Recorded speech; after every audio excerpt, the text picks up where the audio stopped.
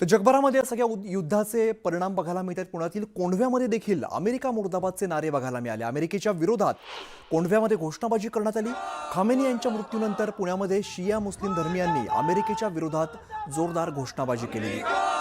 शिया मुस्लिम धर्मीयांकडून अमेरिकेच्या विरोधात हे आंदोलन करण्यात आले। अभिजित पोते आमचे प्रतिनिधी आपल्या सोबत आहेत, त्यांच्याकडे आपण जाऊया। अभिजित, खरं तर खामेनींच्या मृत्यूनंतर जगभरामध्ये त्याचे पडसाद दिसत आहेत। आपल्या पुण्यामध्ये सुद्धा मुस्लिम धर्मीयांनी अमेरिकेच्या विरोधात घोषणाबाजी केल्याचं दिसतंय।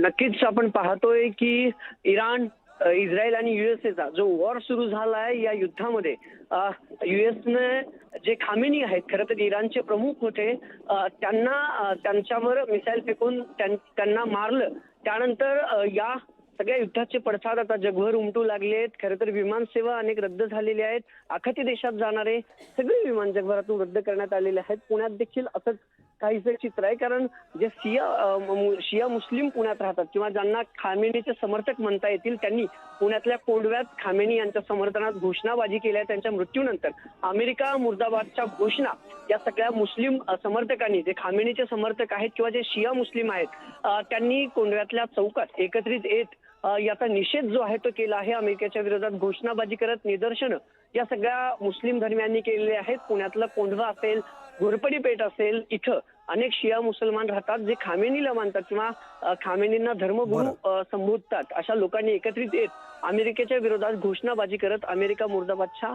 नारा जो आहे तो दिलाय आणि अमेरिकेचा विरोध निदर्शनाच्या मार्फत पुण्यात करण्यात आलेला पाहायला मिळतोय। अमित, बरं अभिजित, धन्यवाद या सगळ्या सविस्तर माहितीसाठी।